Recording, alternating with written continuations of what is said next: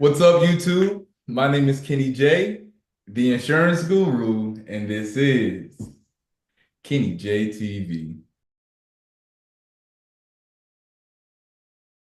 Guys, welcome to another episode of Kenny J TV. Today we have the legend, the GOAT, the icon, Sean with us today, and we're just going to be interviewing him. He's a great agent. I've learned a lot from him personally, and I think he can provide a lot of value to my channel. So we're going to get right into it. How are you today, Sean? Cool. Man, I'm doing great now that I'm here with you. Hey, Thanks, man. I listen, I've learned a lot from you too. You've inspired me to do stuff with my content as well that that I used to not be comfortable doing. So I appreciate just our friendship too, man. It means a lot. absolutely, absolutely. So to start off, can you tell us a little bit about like your journey in the insurance industry and what inspired you to start Sound Harbor Insurance? Yeah, man. I mean, I'll go way back. I'll keep it short and sweet, but basically around 18 years old, I just died, didn't have any direction, didn't know what I wanted to do, didn't know anybody with money. And I got introduced to somebody who was in the military, and he was like one of the first people I met that had nice clothes, had a nice car. He just seemed to have his life together. He was just a good person, energetic. And I was just like, man, what do you do? And he told me about the military and how it helped him and gave him a clear path. So I was like, man, this sounds like a pretty cool thing. I'm gonna check it out. And at the time, like I was thinking, oh, do I maybe become a cop? Do I maybe go into the medical field? I wanted to be in something where I was kind of like, it was like a giving back occupation, right? So the military just kind of naturally fit. So I was like, hey man, I'm gonna run with this. So I did that. That was after I went through like my boot camp and my initial training and stuff. It was National Guard status, so I was able to have a full-time job while I was still in the military. So around 20, I was like 20 years old, and the same kind of thing happened. Now I met somebody who had a lot more money than that first person I met. And he invited me to his house, and I go to his house. He had a boat docked in the backyard. He had a putting green in the yard. He had this freaking, I'll never forget it. And I've told this story a bunch of times, but like he had this Mercedes in his driveway that looked like it looked like a damn Batmobile. And I was just Uh, yeah. like all the little materialistic items at 20 years old, it got me, you know? And I Yeah. was like, man, what? And again, the guy was in good spirits, just a fun person to be around. And I was like, dude, what do you do for a living? And he told me insurance.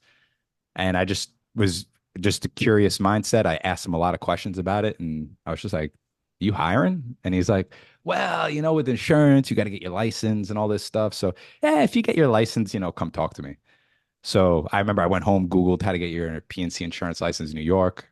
Took back in the day, like I had to go in person to take the course, took the course, passed it, called the guy back. I was like, I got my license, man. What do I do now? And he's like, I could tell like he was so thrown off. He was he was basically just like, oh yeah, yeah. Actually, yeah, call me back in a couple days. So I called him back and he's like, all right, I got you a desk. He's like, come on in next week. I It love was a nationwide agency, so like I still had to go through an interview process with Nationwide specifically. it. Right. So long story short, I joined that agency. I was there for 10 years. Oh, wow. The good thing about that agency and what I would tell other agents that are just getting into the industry is like I was able to learn directly from the owner. And I think that's like an invaluable Hmm. um just a valuable piece of information that I didn't even think of at the time. I was just fortunate enough to know somebody and was able to learn from him directly. But now looking at some other people that go and work at like, a larger firm, they're not really learning from the owner. They're learning from like Susie in the office or something. But anyway, yeah, I think it's valuable to learn directly from the owner because the information you just get is invaluable. So I got to learn from him directly, plus his father, who had like freaking 40 years in the business. So it was just I was just a sponge that entire time I was there. And then after 10 years, I decided to jump off and do my own thing and own my own agency and build a PNC agency from scratch. I left with no book, literally started from zero. I didn't have any carrier appointments. So when I opened up the new agency, I just had to kind of like rely on the relationships I had within the industry and then kind of build from there. So that's how it all started. And that I did that in 2020. So that was like 2 weeks before the pandemic.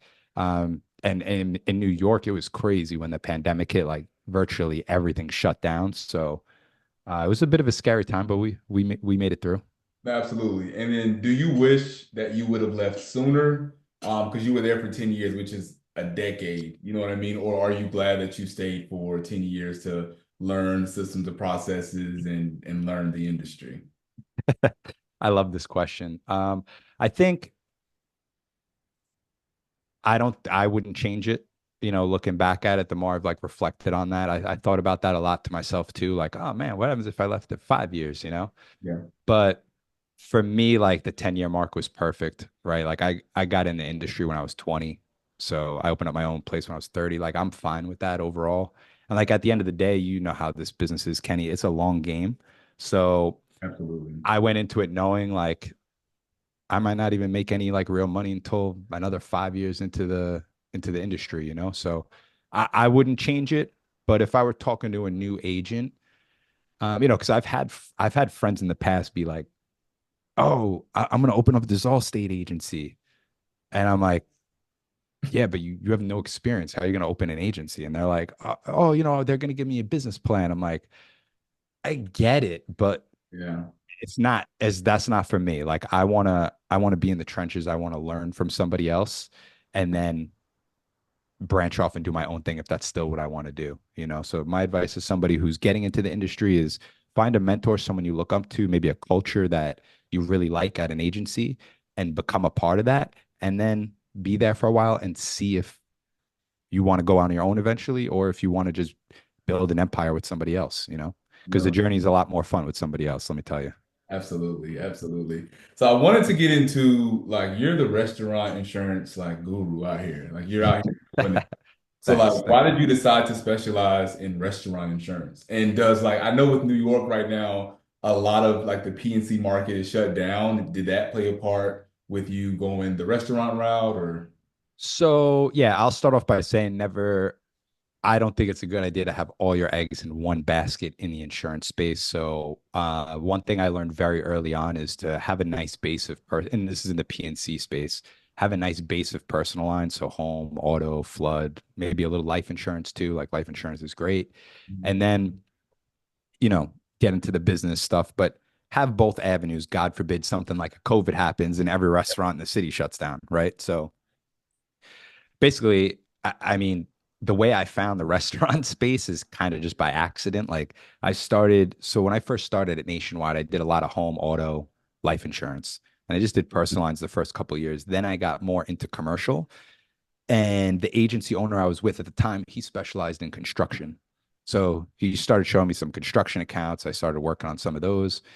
And then I was actually purchasing leads from a company for business leads, and they couldn't send me one class of business. It had to be like, hey, you got to pick at least five.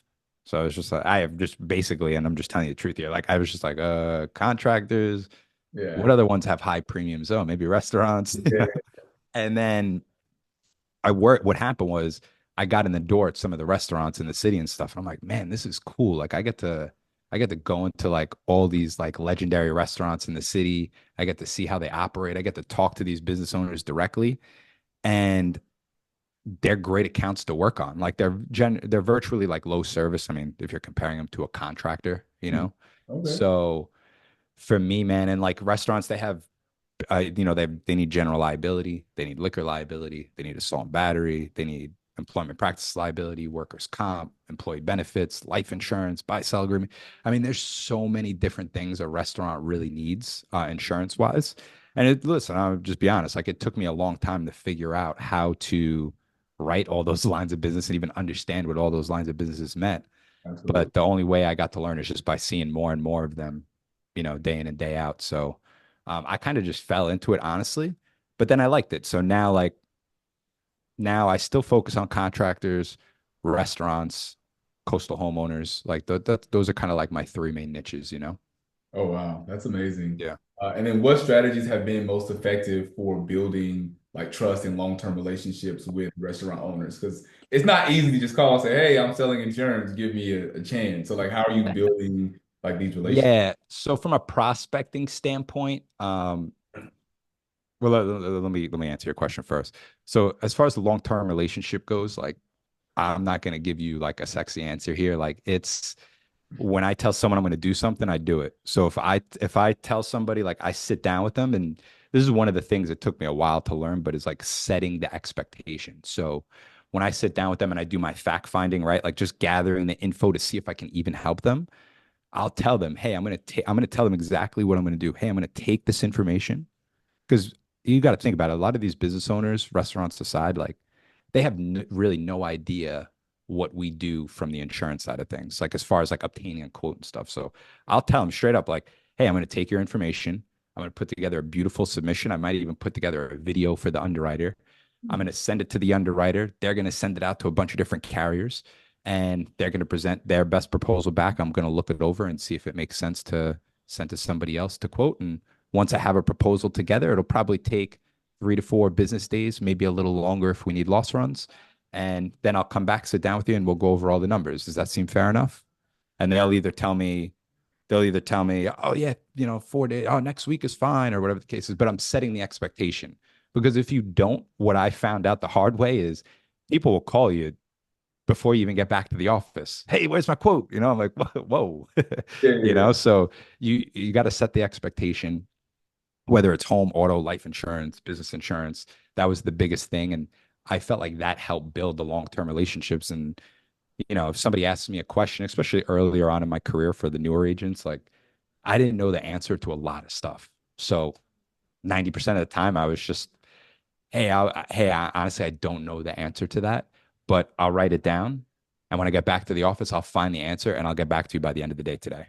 And just doing little things like that and making sure I get back to them by the end of the day that day, that built all the trust, you know?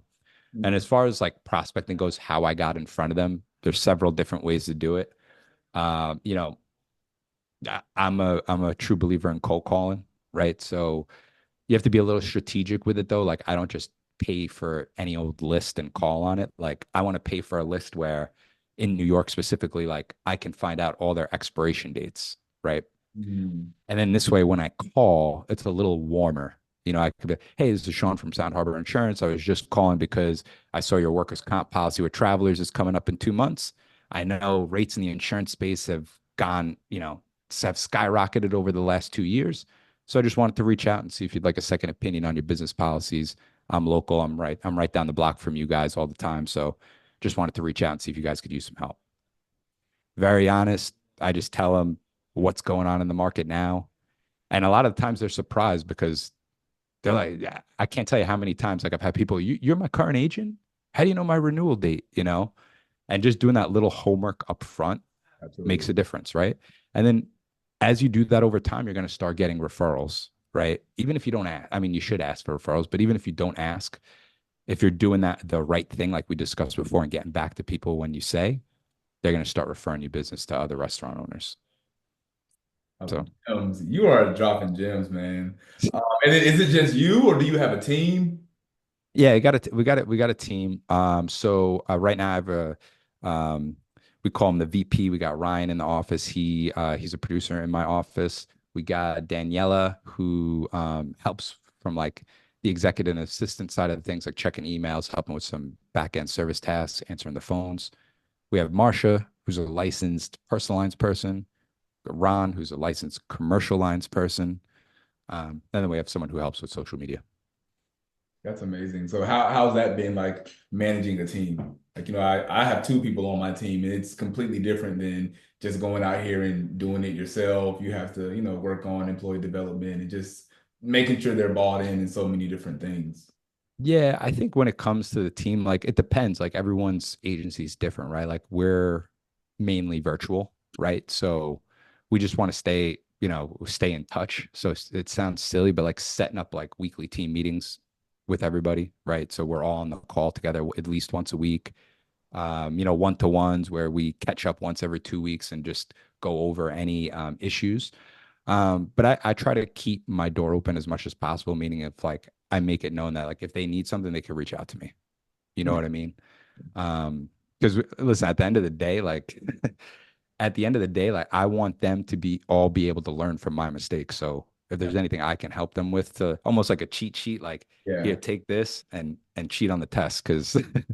I learned from the mistakes. So That's what I would say on that. But everyone's agency is going to be different. If you have a more hybrid, it's going to be different. If you have an all in person, it's going to be different. But for virtual, that's how it's worked for us. And then like with the producer in my office, we try to grab lunch in person once a week, a dinner. We the family and I would go out like once a year together. So we try to do little things like that to stay in touch, because virtually it can get like Yeah. if Ryan and I don't talk for like a day, it seems weird. Oh, Like we talk all the time. no, yeah. You have to build that as well because it's like, being virtual, you're doing your work, Ryan's doing his work, and you can get busy. And it's like, oh, it's been a week and I haven't even talked to my guy. You know what I mean? So you 100%. definitely want to keep that up. And I'm just so Yeah. like intrigued by like the restaurant niche you have. Like Mhm. what tips do you have for aspiring insurance agents that want to find a niche or they want a niche down in their business? Yeah. I mean, I would first just, I would first look at what are you passionate about, right? Like, are you passionate about contractors? Maybe you have like I have a close family member who owns a general contracting company. So Mm, like he's always like venting to me about issues he's having in the space and he's helped me with some projects at my house. So like yeah. I naturally like working with those guys too. So maybe find something that whether it's auto repair or maybe you used to be a mechanic, Yeah. whatever the case is, like maybe find out what you have some industry knowledge in because you need to know their lingo, right? If I mean, you don't need to know, but if you know It it, helps. it Yeah. helps. Yeah. Yeah.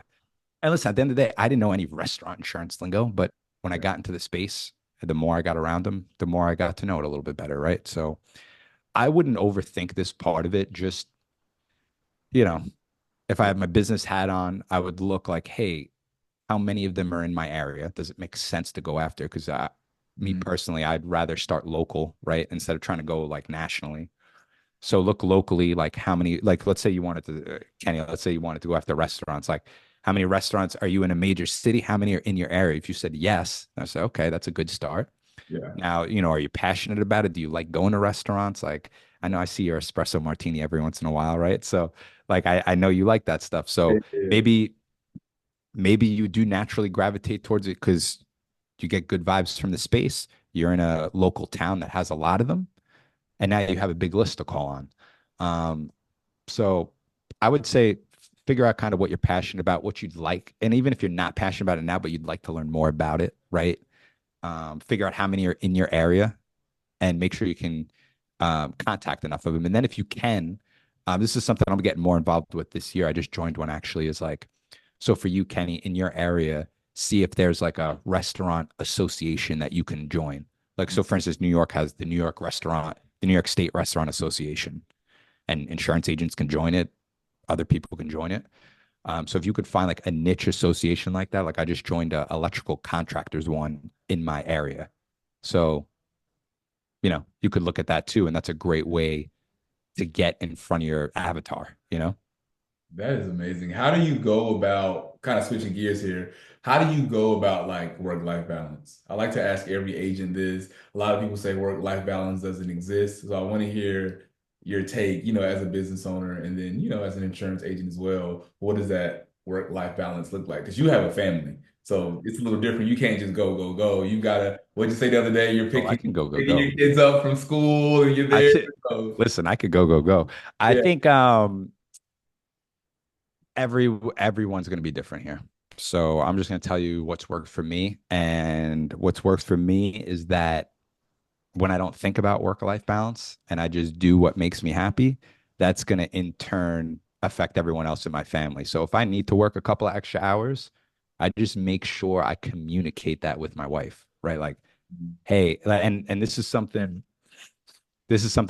every night before I look at the next day's calendar because I can't tell you how many times it's like I wake up and it's like, oh, honey, you're taking the kids today, right? No, you are. And then my whole calendar's thrown off and everything's a mess. So the night before, review your next day's schedule, right? So I'm very meticulous with everything I have in my calendar, Monday through Friday, and even on Saturday and Sunday. From like the personal side of things. So I think getting it on your calendar helps with work life. Like I got it's not even something I think about anymore because I have in my calendar make breakfast for the kids, hang out with the kids in the morning before they go to school, pick the kids up at 3, put them down at 7:30. Like everything's written out. And that I don't stress about work-life balance anymore, you know? And it So seems like you're that's running like a smooth machine, but it sounds like on the professional side and personal side, communication is a big thing, which I think is it's everything. It's everything. Like it got to the point, it's just gonna, it sounds funny, but like my wife and I talked about it the other day. It's like in business, we know our numbers, right? We have plans, we have goals, we have weekly team meetings, we have one-on-ones, but with our significant other, we don't necessarily do the same thing, right? Like, so I mm, told my wife, like, hey, once a week we're having date night, and on date night, we'll start the conversation off with just going over like these 5 questions, right? And then it kind of keeps us on track for what the rest of the week is. And some, listen, some people I've talked to like, oh, that doesn't sound like fun, Sean, you're no fun. Listen, I can have a good time, okay? But like, have the communication really is everything, absolutely. and getting your partner on the same page makes a world of difference. So that was the biggest thing for me. Once I figured that out and Yeah. got everything on my schedule, which took me 10 plus years to figure out, but Yeah. once I did it, it made a world of difference. I love it. And then speaking of goals, what are the goals for Sound Harbor Insurance over the next few years? Hmm. What you got in the vault? Mhm. Yeah, so I actually have goal planning for 2025. Ryan and I are getting away for an overnight this weekend, actually. So Okay. we're going to discuss goals for 2025. Listen, I think the insurance landscape changes annually, right? As far as what's hot, what new sectors coming up, and things like that. But at the end of the day, we're trying to build $100+ million agency. Hmm. We're trying to empower other agents beneath us to make $1 million or more in revenue. And I think, a mistake I made in the past, again, is for newer agents to learn. A mistake I made in the past is I made a lot of the goals about myself and my agency. But at the end of the day, I think what's the most powerful thing is like, who can I help become successful? You Absolutely. know? I And if love I it. can help Ryan, for instance, make $1 million+ more in revenue, and then Ryan can help 5 salespeople under him make $1 million or more in revenue, dude, what's more fulfilling than that? That's true. You know? You're So changing lives those out are here. my goals. Yeah. No, I love it. And then what's the most rewarding part of owning an agency to you? Mhm. Man, I think owning an agency is a beautiful thing, but it's only for a rare select people. Yeah. It'll tear you down for sure. Like man. I used to be when I was a producer, Mhm. I mean, I worked hard. I put in the 12+ hour days. But it's just so different. It's just so different. There's so many different hats you need to wear, and it's not just being knowledgeable in product, right? You just have to know how to manage a team, how to talk to carrier reps, how to figure out what technology to add, negotiating carrier contract. I mean, there's so many different things that are involved with it, and once you make the jump, your brain is never off. So I feel like if you're not built for it, Yeah. it's just I don't think it's something that's for everybody. No, yeah. You know what I mean? So, and that's Yeah. why one of my biggest pieces of advice for newer agents is like, go work with somebody you look up to or that you'd like to have as a mentor first, and then from there, see if it's something you want to do on your own or not. Because doing it on your own isn't as great as it sounds. I can tell you that. Oh, yeah. And my brain is never off, man. I'll be in the bed. I'm like, oh, I have an idea. And I'll like go to my notes and start typing. So Never, you're not the only one that's always like, it's never. always going. And I'm just like, relax. The only time my brain is like off is when I'm in the gym. Other Yeah, than that, it's like, it's a good and bad thing. Like it's a yeah, good thing because it makes us execute, right? So we get an idea, we're like, boom, let's go ahead, let's go get this thing. yeah, And then, but sometimes like we jump into more things than we should. And, you know, that's why I feel like Ryan will check me sometimes and it's great. Like I'll be like, oh, look, this new technology we got to add, and be like, whoa, whoa, whoa, slow down. What we're doing works, like let's not add or change anything. So like I think, if you could have someone on your team too, that I don't want to say is opposite, but um maybe isn't as mind and tired. isn't as spinning as fast, it's a good thing to have. No, I love it. And I have two final questions for you. Yeah. What do you do outside of work to stay like recharged and motivated? Because if you work all the time, it was a point where I was just working, working, working, and it burned me completely out, and I just had to like take a step back, recharge. So like, what do you do to kind of like balance that and help you, perform at your best at work?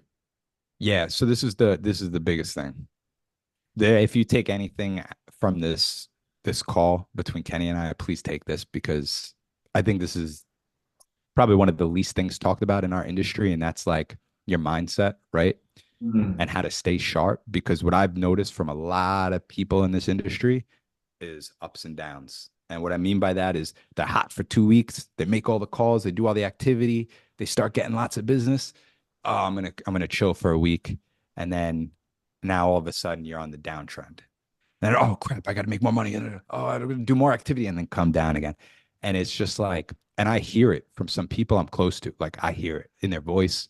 I hear it day to day. Like one week they sound like they're ready to crush the world. And then one week they're like, oh man, the boat's gonna sink, and it's like, and it's all mindset. So if you can figure out a way to keep that momentum, and again, everyone's gonna be slightly different here, but I feel like the majority of people can really benefit from paying attention to their fitness and their overall health. So whether you hire a coach, a nutritionist, or just make sure you get to the gym and be active 6, 7 days a week, that'll help. That'll be one easy thing to help you get your mind right, because when you have the confidence. So I had this quote written down. It's so funny you brought this up. Fitness is the gateway drug to betterment, Mm. right? So if you pay attention to your fitness, everything else is going to slowly fall in place. And one of the main reasons I believe so is because it helps build your confidence. And then when you have some confidence built up, it helps you in sales, it helps you with your relationship, it helps you show up with more energy every day. So that's one main thing I do. And then reading is the other part. So I just make sure, I mean, this isn't a secret anymore, but I know Andy Frisella used to talk about it a lot, which is like read 10 pages a day. And that's just one thing I make sure 7 days a week, 10 pages a day of a self improvement book specifically. I love it. So whether it's Relentless by Tim Grover or Outliers by Malcolm Gladwell or Mental Toughness by Andy Frisell, like read some book around self improvement, 10 pages a day. You'll knock out a book every couple of weeks and that'll Yeah. help with confidence and it'll give you a lot to talk about, you know? So yeah, you do those two things and I feel like that'll get your mind right. But definitely find an accountability partner for those things. No, yeah, for sure. You know? And then what advice would you give yourself day one of like starting an agency or any new agency owner looking to start an agency that's watching this video? Yeah. I would say no one else needs to change for you to win. Meaning like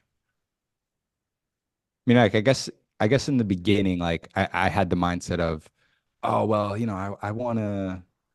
might not want to work on this because of what this person might think, or this person had this critical judgment of me, so I'm maybe gonna hold back of doing this or that. And I just want that to resonate. Like no one else needs to change for you to win.